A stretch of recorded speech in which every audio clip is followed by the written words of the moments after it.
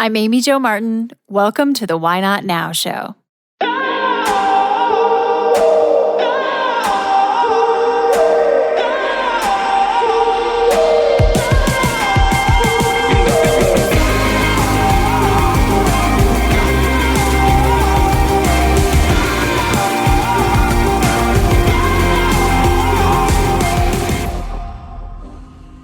You know that thing you've been thinking about doing? Yeah, that one. Why not now? Have you ever actually taken the time to ask yourself, what's stopping me? Let's talk it through. This is your chance to give that idea the attention it deserves and take action.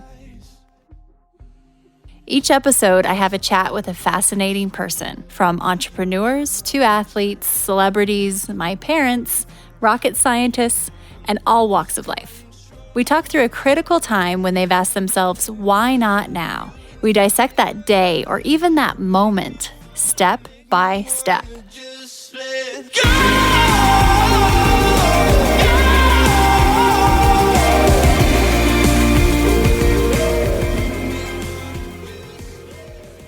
Hi, everyone. Quick favor before we dive in. If you are digging this podcast, please do us a favor and subscribe, rate, and review on iTunes. It just takes a moment and it means a ton to us. Also, after recording more than 100 episodes, I've created a bit of a cheat sheet on the top 5 things I've learned from renegades and how they get from idea to action, from dreaming to doing. I will email you the downloadable PDF when you subscribe to my newsletter. Just head to amyjomartin.com and click on Connect with Me. We're working on a special episode to answer some of your questions. So if you have any questions for me, shoot me a note on social media. I'm at Amy Jo Martin on Instagram, Facebook, Twitter, and LinkedIn. Or you can email your question to whynotnow@amyjomartin.com. Today we have Why Not Now listener and friend of mine, Emily Costopoulos. She's on the show because she's ready to take action on her own Why Not Now idea, which is to start a podcast. She's an engineer by day, and at night and on the weekends, she explores her creative expression through various side hustles, including photography, typography, and soon, podcasting. When I learned she was thinking about doing this, I asked her to come on the show and talk it through with me because I often get questions about podcasting. I hear from many listeners who are considering starting their own podcast, and they have many questions, rightfully so. From how to get started to what's involved in producing a podcast, to what makes a good podcast, and even what's needed from an equipment standpoint, and everything in between. Today, we're going to talk about all of this. And if podcasting isn't your jam, it's not something that you're specifically interested in, no worries. This episode still has value, in my humble opinion, because Emily is someone who does love her day job, but also is seeking more and experimenting with other things. She is sampling various side hustles with other areas she's interested in, and she shares how she finds the time to do this, how she evaluates what she's going to try, and how she decides if she will continue or not. So the steps we walk through in this episode can be applied to nearly anything you've been thinking about doing. Also, I created a guide, a bit of a cheat sheet for how to start a podcast and what to think about, what's needed. Everything is included in this guide. You can download it from my website. Just head to amyjomartin.com/Why Not Now podcast. All right, everyone, I've got an announcement. As of today, we are officially enrolling for the 2021 Renegade Accelerator Program, formerly called the Renegade Brand Bootcamp. Okay, so who is this program for? What is it? The Renegade Accelerator is for driven female leaders, executives, and entrepreneurs ready to massively increase their impact and income. The program is for like-minded, like-hearted women all over the globe. The experience is intimate, live, real-time, virtual, and it's led by me. Our curriculum is equal parts education, practical education, collaboration, and accountability. In the accelerator, you'll learn directly from me, and I share everything I've learned over the past 20 years in business. We meet in real time to learn, discuss, and grow together. This is high touch. I'll teach you a variety of things, from personal branding to the business side of public speaking, podcasting, publishing, marketing partnerships, how to productize your intellectual property, and we even talk about investing. I teach you all about the different types of investing in order to build your personal wealth. You will also learn the renegade mentality, which is a key ingredient in your success to generate real results. This program is the career love of my life because I get to curate a mosaic of driven, like-minded, like-hearted women who come together to lift each other and themselves up to the next level.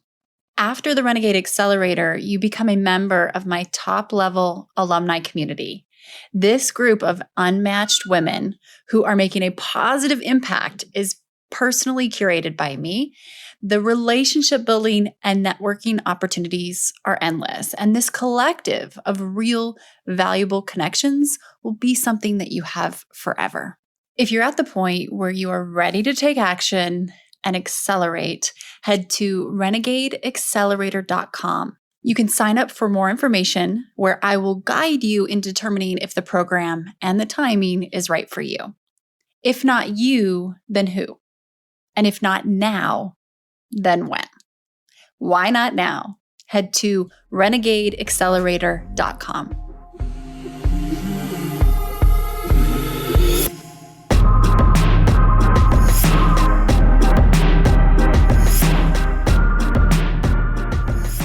Emily, welcome to the show. How are you doing?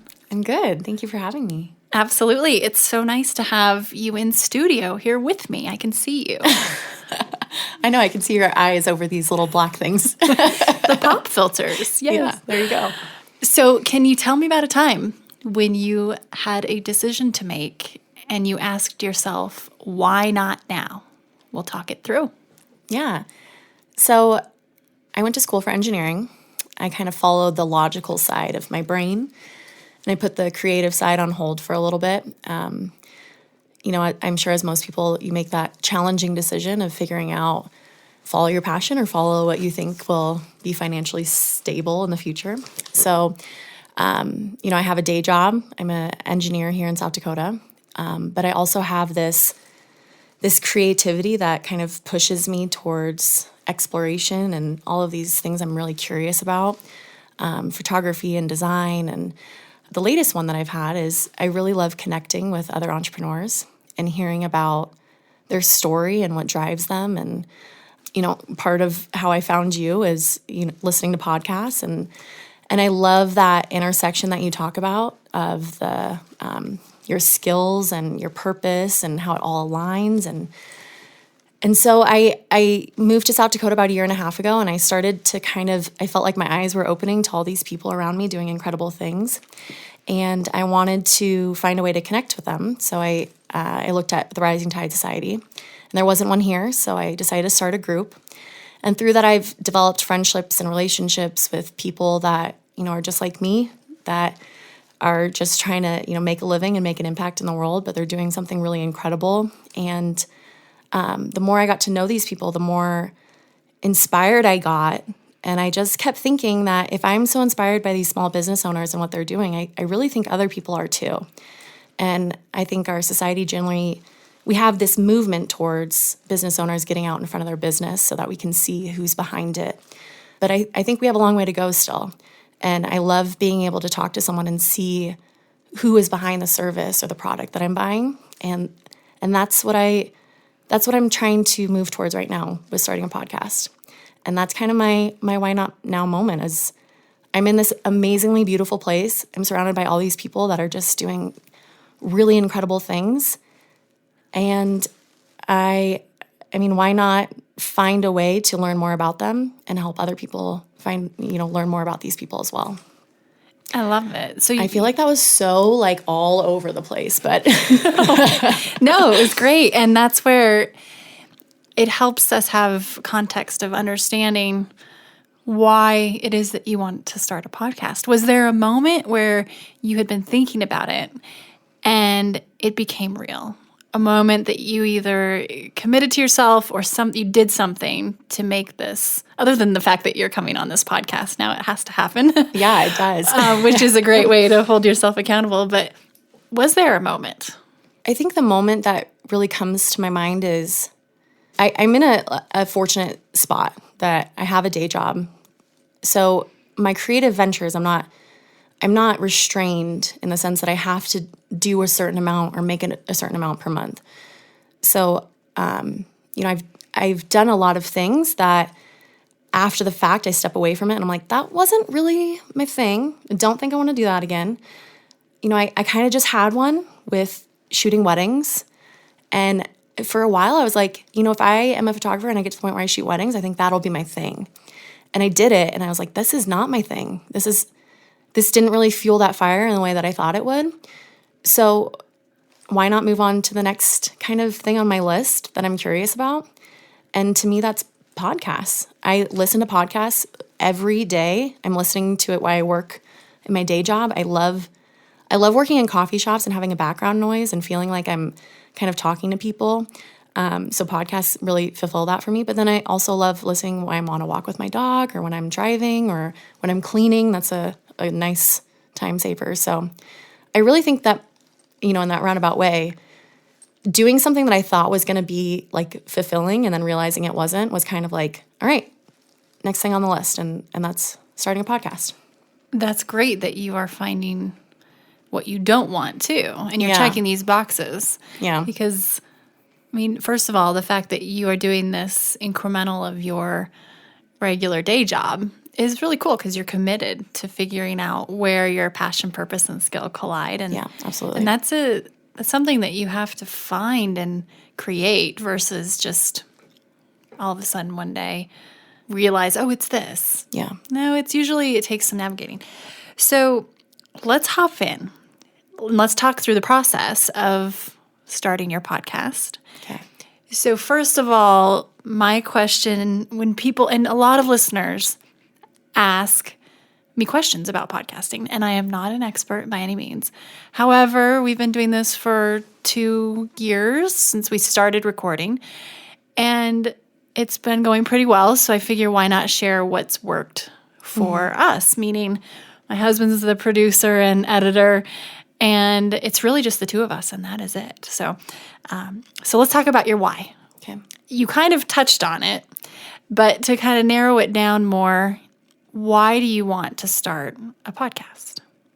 I think more my why is I want to, there's something, even right now, like there's something so powerful in just sitting and talking to someone in such a raw manner with no distractions. And it takes me a while to think about the last time I've done that. Even when I'm meeting someone for coffee, I'm like, thinking about taking a drink or I'm thinking about where I have to go next. And there's something so powerful in just sitting and listening to people's stories. I have really found in the last year and a half of living in the Black Hills, every person that I meet that has a small business or a small side hustle or something, what I see on the surface is just like the very, very tip. And there's like this really complex situation going on of why they're doing what they're doing and how they got there and where they started. And when I hear that story, I get so excited not only to hear it and really understand, how this person just like me decided to, stand up and take that route less traveled, not go the route of a day job and, a normal 8 to 5, but they're really showing up every day with such an unknown of, what's coming tomorrow or next week or, in 5 years. And hearing those stories is what I want to do more of. And I feel like my platform and the ability for me to hear it more and share it is through a podcast. I was in the oil industry for 4 years, right out of college. And oil prices, went down. And in 2016, I got laid off. And at that time, I was like, I have some time to explore now. Like, I can finally take a second to breathe. Like, I went to school. I went to an engineering school, so I studied, every single hour of the day, but I also played volleyball. And then also navigating like being away from your home for the first time. It's like you have no time to really explore anything than what you're doing. So about 4 years after graduating, when I got laid off, I started my blog. And that was like my first time to really, hone in, like telling a story and having this way to communicate with people on a different level. But now I feel like there's this other story I want to hear from people, and I want to tell it to other people. Mm-hmm. And I don't think a blog post is the way to do it, because it doesn't like capture this connection that you have with people. So I think that that's my why I want to start a podcast, is I want to hear people's stories and I want to share their stories, because it inspires me as a consumer, because I want to spend a little more money at a small business where I can see the person. But also as a fellow entrepreneur, I love hearing all of the ins and outs, the hard times and the good times and the bad times and the struggles and the challenges and the successes of someone, just like me, that's, doing the hard stuff and of starting their own business. So I think that's why I podcast. I think it's the good route to tell that story. And that's key, really looking at and narrowing down, why do you want to do this? Because it can be time consuming to start a podcast. And so when you can't maybe there are times where you're not finding the amount of time in the day, you have to make it. And if you aren't aligned with why, it's so easy to just stop, because it is a constant thing depending on how often you want to do it. But I love the fact that you're really reverse engineering what you think will help other people, because it's helped you. Mm-hmm. And so that's one of the key questions, is how can I help other people through this medium? Right. Because that's the value, right? So the why, and I love the whole passion, purpose, skill quote that I always mention, and it's just something that hit me years ago when I was missing a lot of purpose, was where passion, purpose, and skill collide, bliss resides. So if you can find a way to bake that intersection into your podcast, it's gold, because it will be sustainable and you'll want to do it versus another just job or project. Okay, so next area is what? So what is this podcast going to be? And you've kind of alluded to it, but how far are you in the process? You've figured out why you're doing this. Do you have a name? Do you have an idea of the format? Let's talk all that through too, because that's kind of next in terms of the gist. Man, I feel like I just have like all of these things that are floating around in my head, and like figuring out how to like put it into something is kind of where I'm at, like at the very beginning stage. So I have my name, which I feel like was one of the hardest hurdles to get over, to like get through this podcast journey, because it's like, how do you start something that you don't even know what you're going to call it, which is so silly. But and that part was challenging, because that part actually really helped me hone in on like what I was doing, because I just had this like, I had all these ideas floating around in my head of what I thought would be cool to do or what I was interested in. And when I said it out loud, and I was actually talking to 2 entrepreneurs that I met through the Rising Tide Society. One is in Houston and one is in New Mexico, and I was telling him my idea, and I kept going back to these like metaphors of like the first one was like the metaphorical like lemonade stand. I see that it's not like someone all of a sudden is an entrepreneur. It kind of starts as a kid, and I feel like every small business owner I talk to has like their first little hokey business that they started, when they're 5. That metaphorical lemonade stand. And so I was kind of thinking about that, and how I want to hear people's stories of where they started. When I was younger, I started a business where I went to my neighbors and I told them that once a month I would come roll their trash can down, because I lived in a place that had long driveways. Smart. Yeah, I rolled their trash can down and I rolled it back up. I charged them $5 a month, but I like cleaned out a trash can, and I made my friend roll me around to neighbors' houses so I could pop out the trash can. I think back on like how crazy that is. That was like your introduction of, hey, I have a proposal for you? Yeah. It was, oh my gosh, how creative. I like popped out of a trash can. I would do it just for that. I would say yes just if someone came and... Yeah, like, I think my neighbors like took pity on me of how many like, proposals I brought to the table for them. But so talking to these two entrepreneurs, one of them, when her family first got a color printer, like she would print out posters and sell them at school of like, the NSYNC or Backstreet Boys or whatever. And it's like, but everyone has that like weird little thing that they did as a kid to make, 25 cents or something. Yep. So I was really thinking through that of like, I want to hear that story from people because I think it shows so much about the journey if you can see where it started. So thinking through the lemonade stand idea, and then I was, of course, thinking about when life gives you lemons, you make lemonade. And so I think I Googled any combination that had to do with like a lemonade stand or lemons and how it relates to owning a business and whatever. And did you Google it because you were wanting to see if that existed. name was already a podcast, or were you just trying to research? Because this is a key step, I think, where there's so many aspects of figuring out the name, because you obviously want it to fit and serve what you're doing, but also you want to also make sure that there isn't another podcast just like that or called that on iTunes or... So there's Google, but then you can also kind of Google within iTunes if you go to your iTunes app and just start searching.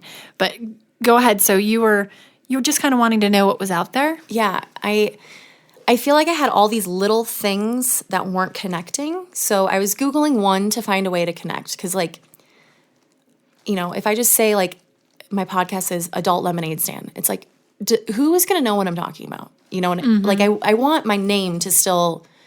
that people see it and they can understand what they're going to get, kind of. I mean, like, Why Not Now is so indicative of what you're going to hear people talk about. So I was Googling from that aspect, that I wanted something cohesive. But I was also Googling because I know domain names are really hard to get.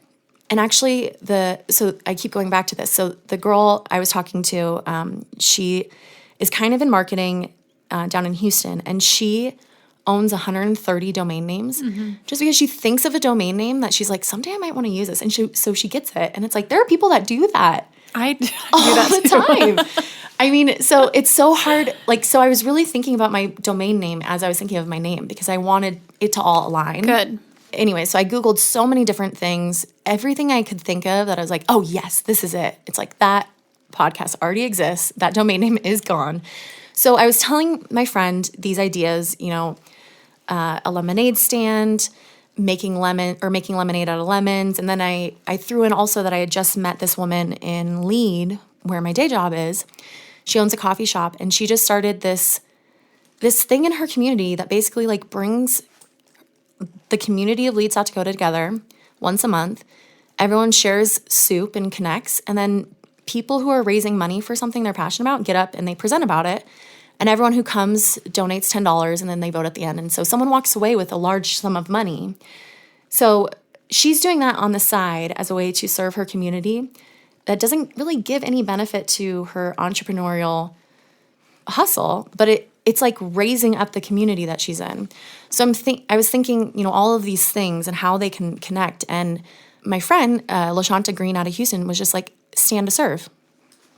And it just like... Stand to serve. Mm-hmm. Mm-hmm. And it just clicked because it had that, it started for me like the metaphorical lemonade stand, but then it's really more than that. It's like people are standing up and doing the hard stuff, and they're to serve, their community, as this woman I was talking about in Lead is doing, or to serve their customer in a unique way, or the market that they're trying to break through. Like, being an entrepreneur is hard, and you really do have to make that conscious decision to stand up and serve, because you don't just start making money right away. Like, you have to stand up and serve people over and over and over before you can really like see the benefit of that. So I would say in my podcast journey, that is the one thing that is clear to me, and everything else is kind of a question mark still. Well, and that's enough. You have the foundation. Conceptually, you're dialed in enough to get started for sure. And I think this is where people usually drop off. They think they want to start a podcast. They maybe don't go through the why step, which is number one, but let's say they go straight to the what, and they just have too many ideas. They feel like they're swirling and floating, and they just haven't been able to narrow it down into specific concept. And I think this is great to hear the process you went through because it was organic. It's not like, you had a playbook for this. You just kind of went through the process. And so the what, this is where many people get stuck. You got the domain name. You checked out iTunes to make sure nobody else is using this name specifically. Check those big boxes. And now we move on to step number 3, and that's who. Who is going to listen to this? Who is your target audience?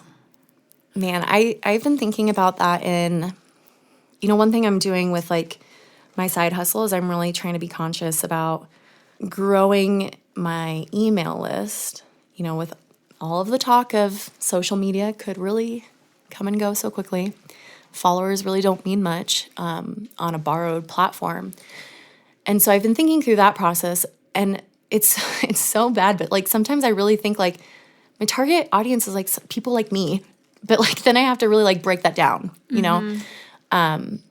So thinking through that, like I am someone who I want to spend a little more money on a business as a consumer, on a business that I see the person behind it and I see the heart behind it, and I know where my product or my service is coming from.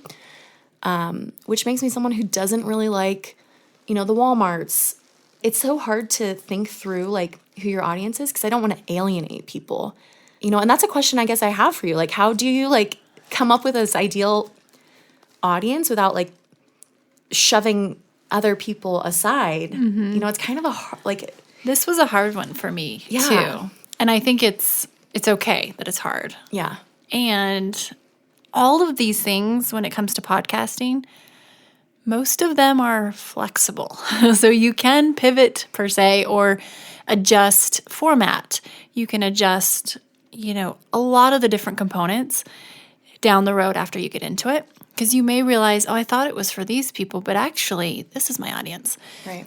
So for me, starting off, I knew that if I stayed true to what I found interesting, hopefully it would resonate with my audience too. And it's some people would advise you need to have an avatar and figure out the exact person and give them a name as like your sample listener and where they live and how long their commute drive is. And that's probably pretty smart and getting really down into it because it makes you go through that process.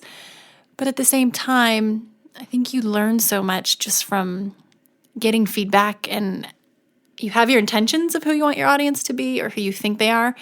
I think sometimes you really don't know until it's out there, but staying true to who you think it's going to resonate with. So for you, what I'm hearing about the community is I think it'd be wise to start pretty local and knowing that your local community and surrounding area and region will probably have interest because they probably will know some of the people you're talking to, these entrepreneurs, and it's just highly relevant to them. So that's a place you can start.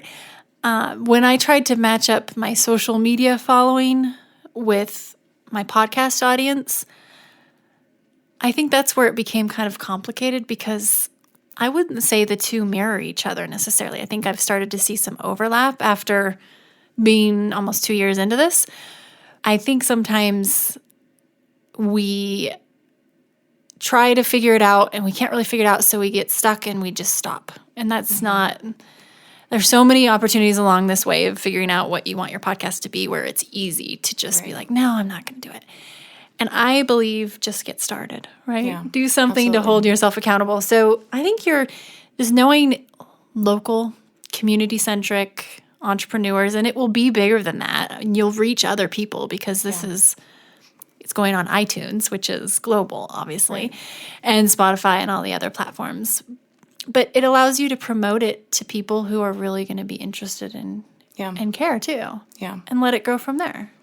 Yeah, I think people that value community but also value the individual of like how much an individual can really make an impact and a difference. Because that I mean, what you just said is like, if I stay true to things that are interesting to me, that right there is like my bottom line, I feel. It's like your filter. Yeah. What what I am so interested in is like what everyday people are doing that makes a difference. And, specifically entrepreneurs that are really like walking that path to make something from nothing. And I think there's a lot of people that really like that kind of like, quote, underdog story of a individual person, in this world where there's a lot of corporate and big companies doing so many great things, but it's like the individual can still do something really powerful and incredible. So, yeah. I think too, as someone who has a marketing degree and is talking this through out loud, this would probably be the last thing my traditional classic marketer instructor professors would want me to say in terms of when you usually as a marketer identifying your audience and knowing your audience. Of course that's key. And you can get so specific into demographics and psychographics. But when you're just starting something, you kind of have to cast the net and then see who's interested. And that's where the feedback loop comes in. We'll talk about later with getting people to provide insight of, what did you like about this? Who are you? And there are ways to do that down the road too. Right. Okay, so that was number 3, the who. The format of the show you talked a bit about, it sounds like it's going to be a guest interview type of setup. Yeah. Yes. And this is a big key question for people who are thinking about starting a podcast. Do you want it to be just you solo? Do you want it to be an interview type of setup for the format? And here's the other thing, you can change. What's so cool about podcasting, and it's like complete democracy, technically you don't have to pay for the media. It's not like this is a radio station where you're having to buy into broadcast, which I think is so cool. Mm-hmm. How anyone that has a voice that wants to share can start a podcast. And B, you can change. Mm-hmm. So, I mean, we see it all the time with various podcasts too. People will flip back and forth between solo host of just sharing a topic and talking through a concept to the two-way dialogue. I started with the two-way dialogue partially because the thought of just having to sit in front of a microphone and talk without having someone else to bounce off of was really intimidating. So, but there's been one episode recently where I actually did one on my own. So it's just whatever you feel most comfortable with, but knowing this isn't a permanent commitment. Right. So a lot of people ask me, how much time does it take you to do the podcast? Right. And that's kind of like asking someone, how long is a piece of string? Because you can put a ton of time into it, or you can probably get to a point to where you can just do this pretty quickly and be scrappy. And there's not really a right or wrong. It's just a matter of what you have and what, in terms of time, and also what you want to put into it. So for you, do you kind of have any expectations or questions around the time piece? It is a commitment, though. Yeah. The fact that once you record this, you spend the time to go and listen and like cut stuff out or maybe scramble stuff around. And that part is something that I have no concept of how much that will take on, the back end of things. And I think what you just said is like, be scrappy or be a perfectionist sort of thing. And I think that's one thing that I have going for me is I'm not going to, because I'm not good with this stuff anyway, I'm probably not going to be able to pick it apart, like your husband or something. So that part, I think I'll have to just, learn as I go. The time commitment that also I'm realizing is going to be bigger than I think I've originally thought about is reaching out to my guests and scheduling times. Mm-hmm. And for me right now that I want to do it in person because I just like can't even wrap my head around how I do this over the phone like you do so often. But, I work during the day. So, and a lot of people work during the day and then they want to come home and hang with their family on the, at night or on the weekends. Mm-hmm. So finding ways to mesh my schedule, which is generally opposite of, I usually do most of my work at night and on the weekends in terms of my side gig. And finding a way to meet up like that. Like, so how do you schedule times with your guests? And and actually, I guess, to take that back a step, how long does the process normally take from emailing someone that you would like to have on your show to, okay, we're going to make this happen. Let's set up a time. Like, how long does that whole kind of like generating that guest situation take that, over 2 years you've found? I have a master Google spreadsheet doc that I use for everything from keeping organized, who I reach out to, all the way to every episode has its own tab because for time codes, I pull out my edits, then give to Richard, my husband, but also I pull out quotes and little snackable pieces of possible content for social media and ways to promote it. So it's in that I also use, I have just a tab for like everything you would need to know. But the outreach, it really varies. I've had people, I'll reach out to someone and let's say they're author and they'll say, actually, can you get back to me in 3 months when my book comes out? Because I want to come on the show to talk about the book. Right. Sure. So you go make a note and you reach back out to them. People who are my long shots, like Oprah, who I keep reaching out to, and they always do get back to me and they're so kind. But for example, she was shooting her movie, The Wrinkle in Time, or A Wrinkle in Time, in New Zealand, and they said, no, she's on set in New Zealand, so it's a NRN, not right now. But I'll go in my calendar and put follow-up in, 3 months. Oh, I love that. So, and these are the long shots, like even Barack Obama, right? Direct messaged him on Twitter. Did you get a response? No, I haven't heard back from Barack so cool. yet, but you never know. I'm going to keep going. But then just in general, some people are willing to get on the phone right away. And phone meaning I actually record through Skype. And we'll talk about the technical equipment and stuff in just a minute. Tony Robbins was the same day. It just happened that his book was coming out and they reached out and I had 2 hours or so to prepare. Other people are months in advance. So that's the other thing. It's like coordinating when you're going to bring on certain people. And I recorded many episodes before I ever launched. And that was to give myself some experience to try and get better and then go back and pick and choose which ones when. So it really does vary. And I think what's cool about the community is that you're starting with most guests will probably be people you know or have heard of other guests. So I think you're going to create a scenario where people will be aware and you don't have to educate them as much of what you're doing and they'll be excited. Yeah. So that part is the tricky, from stepwise, it's you reach out, can they schedule? Or are they interested? So reach out with a bunch of information about the show, why you're doing what you're doing, links to where they can go listen to samples.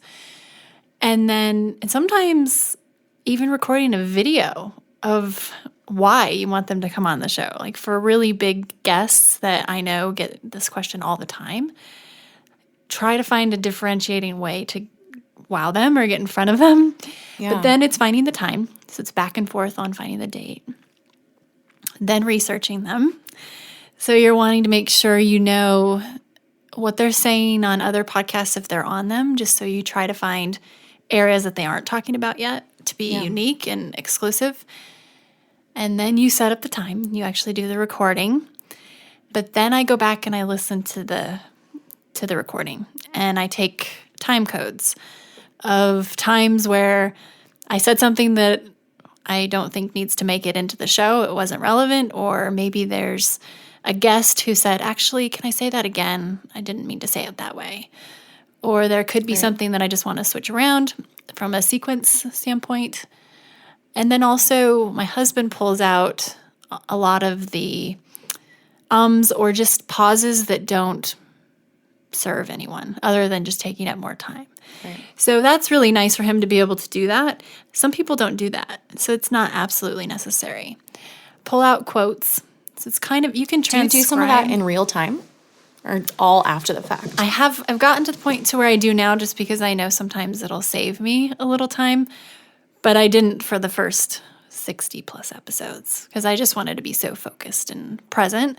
But now if I know there's like a blip somewhere, I'll try and write down a quick time code note.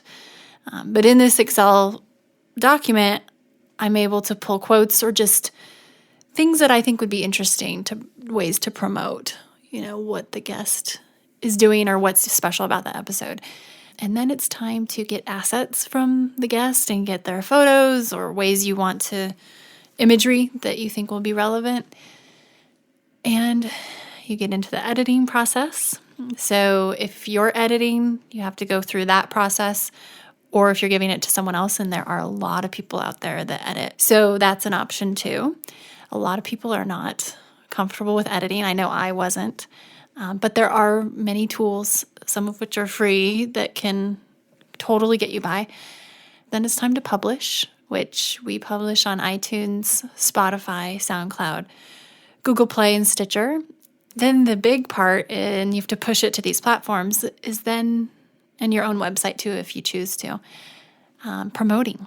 Right. That's a whole nother, letting the guests know that it's up and live, or their team, if they have people that that you work with to get them on the show, and then you promote it. And then I send thank yous. So it's from start to finish, it's a time commitment, but over time it's become so much more efficient. Yeah. And you just find yourself getting quicker, but it takes some time to get there. Just know that you're going to want to commit and be consistent, and you just have to keep going, keep learning. Because if you get started and out of the gate, not too many people are downloading or listening to your podcast, it's so easy to look at the ROI of your time and be like, why am I doing this? And so that very first question of the why am I doing this, is so key, because you want to go back to that and say, this is why I'm doing it. So anyway, that was a long question. That was a long answer to your question, but it's not something that people should just do if they kind of think they might want to do one. It's really important to think it through, like you have, and give it thought, and then be consistent. So do you know how often you want to publish episodes? So I was thinking bi-weekly, only because that time commitment. Mm-hmm. I don't want to get locked into every week, knowing that I've noticed that I'm never super amazing at everything in a week. If I have a really busy week at, my day career, then my other stuff kind of suffers.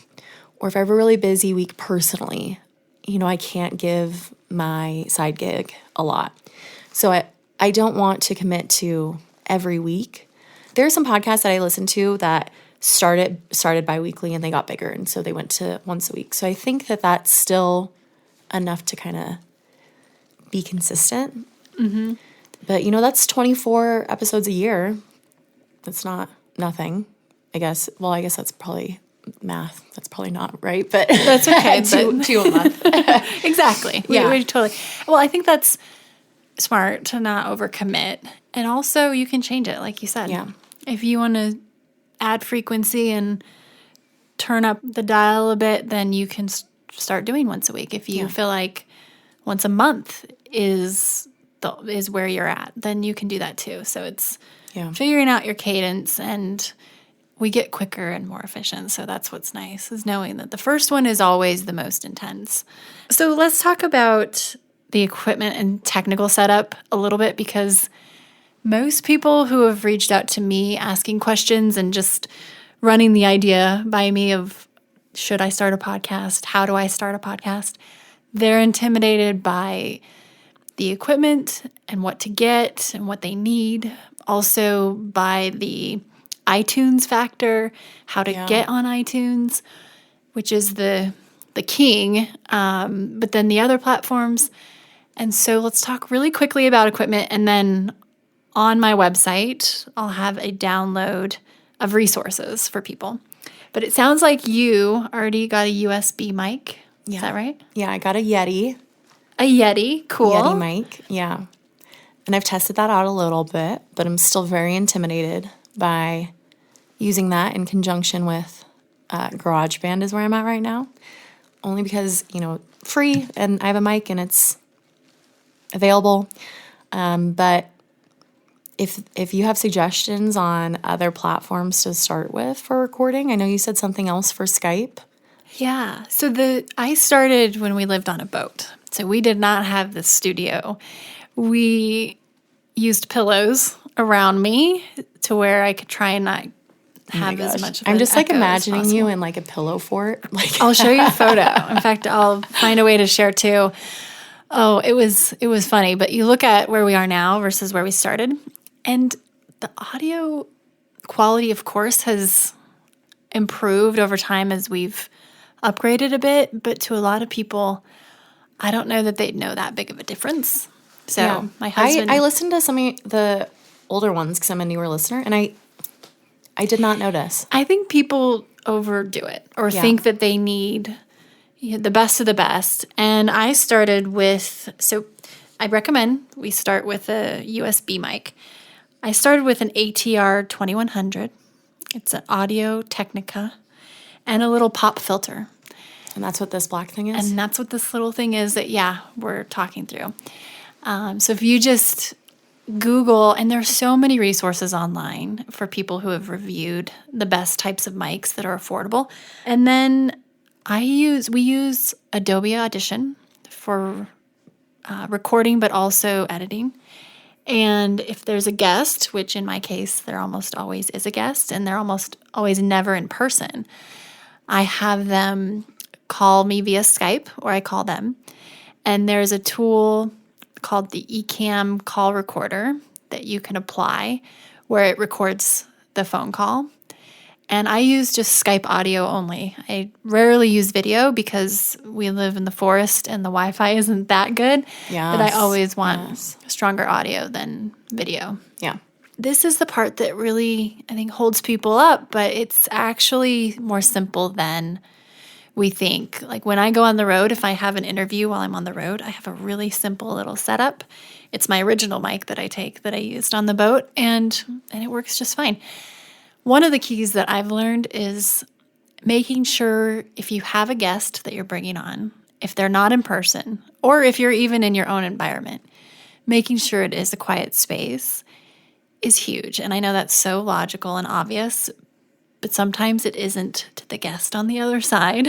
So having strong Wi-Fi and making sure that they're in a place where there isn't a bunch of background noise going on. Do you send like a what to expect or like some sort of prep email?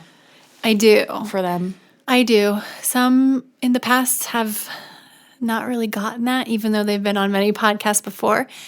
And in some cases, I've just stopped and asked them, is there another place? You can go in your building or maybe go inside. Because it's worth rescheduling if you have to reschedule. It can be that distracting to the listener. Yeah, absolutely. I notice as you're talking that, when I talk to someone in person, I want to be like, yes, yeah. And, do you like stop yourself from doing that? Like, you know what I mean? Like, well, this is a great question. I didn't in the beginning. And you know what I found is that after every sentence that a guest would say, I would say, interesting. Yeah. Interesting. And then I found myself during my time coding process having to cut all of those out because it was so annoying. So we all have these crutch words. We also have little phrases, and you just start to learn them as you listen back, and it's not easy listening back sometimes. I have listened and kind of studied Tim Ferriss, and he doesn't do the nicety responses back. Yeah. And I really like the flow and the concise nature of his format and dynamic. So I've tried to train myself, but don't think that I don't think you're interesting. If you know what I mean. Well, no, I feel like I'm just sitting here nodding a lot because my normal habit is to say like, yeah, yeah. I'm sure that would be incredibly annoying to hear back myself doing that to someone that I'm interviewing. Yeah. But I really have to like consciously think about it. So I'm just like nodding a lot. So it's like, yes, everything you're saying. I'm like, and that's what's so cool about recording in person is Yeah. because we're able to acknowledge through body language. It's difficult on the phone sometimes because you talk over one another, not on purpose, just out of not knowing who's going to say the next thing next. And so you're kind of jockeying for not wanting to interrupt, but also you can't just let there be a ton of dead space. So it's really good in person, especially if you're a new interviewer. I would try to do a few in person. This is something I would take notes on, but I don't want to like make noise. So, but the platform thing, it's really overwhelming to me to think of all of these different places where you can listen. Right. And how do you get on there? And how do you upload? And people share stories that make you think iTunes is scary and really hard to work with. And it's actually not. There will be a downloadable resource cheat sheet about these things. So if you're listening and want the details, by all means, go to amyjomartin.com/why not now podcast, and you will find that downloadable resource. That being said, let's talk through the platforms briefly. So iTunes is unique in that you don't actually upload directly to iTunes. They have third-party platforms that they integrate with. The one we use is Libsyn, Libsyn. And Libsyn is cool in that it also distributes to Spotify and a few other platforms. The one that it doesn't sync with is SoundCloud. So we always have to publish separately to SoundCloud. So do you have to get on and like have an account on all of those platforms first? I would assume. I mean, you do for iTunes for sure, and SoundCloud. The answer is yes. What you don't have to do is publish to each of them individually. Right. So Libsyn is key for us because it's also where we get our analytics. We can see the downloads. We can see per episode or just for the day. You can see geographic information. There isn't a ton, unfortunately, of data that they provide, and iTunes just doesn't. But now iTunes does have a separate interface where you can go in and log in to see analytics just specific to iTunes. So Libsyn is aggregating and pulling in all of your numbers, except for Spotify. Spotify is also on Libsyn, but there's a different tab that they use. and Libsyn is a monthly fee. Yes. Okay. So you sign up for Libsyn and you get an account. The first one is always the most complicated because you're navigating through this for the first time. And then it becomes pretty quick. So I can publish my weekly podcast in about 30 minutes. And that includes me going into Canva and creating some assets that I use as a template for my own website. And Canva, by the way, just a side note, canva.com is a great resource for design if you're looking for templates for any of the social media platforms, but also you'll have to create an image that you want to show up on iTunes, right? So that's kind of your key image where you will have a stand to serve. Like your album art. Exactly. So you want to think through, what do you want that to look like? How can it stand out? You might take a scroll through iTunes and see what really catches your eye for color, for font, imagery, and work around those preferences. So between the equipment and the platform setup, it seems to be the most intimidating, and it actually isn't that difficult. I think where the most time should be spent is the why and the what. Yeah. So if you are motivated enough to want to bring your why and your what of your podcast out, anybody can really learn about the equipment and the platform. It's not rocket science, especially as an engineer doing what you do all day, every day. This is going to be easy. We'll see. It sounds complicated. There are a lot of steps, but it's just a matter of a little bit of research. So the length, of course, it's a preference question. There are some podcasts out there that keep their show under 10 minutes, and that's great for certain types of content and what they're trying to achieve. I've varied anywhere from like 22 minutes to an hour plus, not too much after an hour. And I've learned, and you can look at this through the analytics, how long people listen. And there is a threshold. Right. One other key thing that I'm asked quite often is, when you launch, how many episodes should you launch with? And iTunes is the biggest and the most powerful. So when we launched, we did some research, talked to quite a few friends, and they advised us to launch with at least 3 shows, 3 episodes. And that means like the day you announce to the world you have a podcast, there are already 3 that they can go listen to? Right. Okay. Exactly. There's a little bit of a waiting period when you get your iTunes account and then you want to launch. It isn't right away, and you don't know exactly how long it will take. It's not a formal verification, but in a way, Really? for your very first one, you can't necessarily just upload and push go. For us, I think it took about 24 hours. Okay. We read that it could take up to a week, but it didn't. So do a little bit of research on that front. But the thing that we did know and learn, and our goal, we really wanted to hit the new and noteworthy list on iTunes, because that allows you to get into the pathway of more people who don't know about your podcast because they're promoting it on their homepage. Right.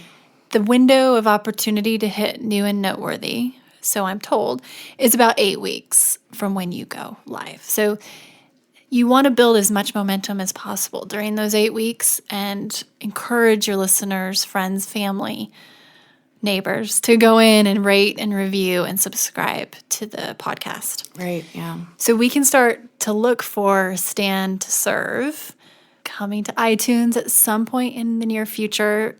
And until then, how can we follow you in your journey and also get ready to subscribe to your podcast? Yeah, absolutely. So I'm hoping to have Stand to Serve up and ready in the next couple months.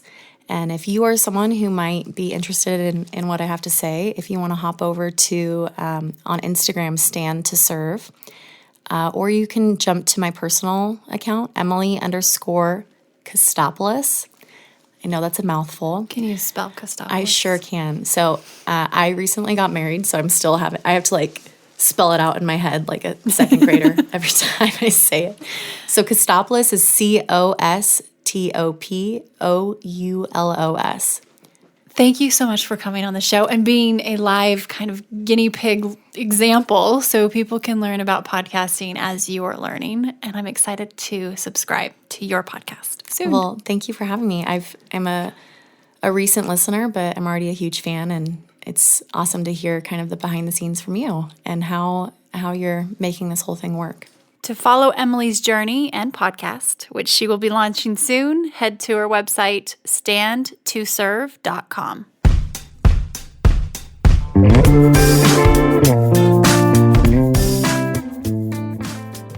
Hey everyone, thanks for listening to the show.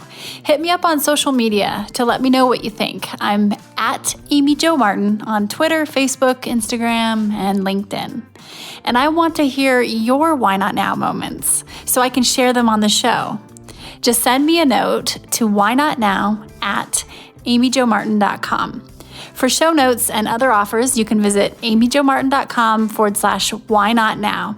And while you're there, don't forget to sign up for my email newsletter for exclusive content and announcements. A big thanks to Rock Salt Music for all of the tunes by the talented John Coggins. And of course, a hat tip to Richard Brewer for editing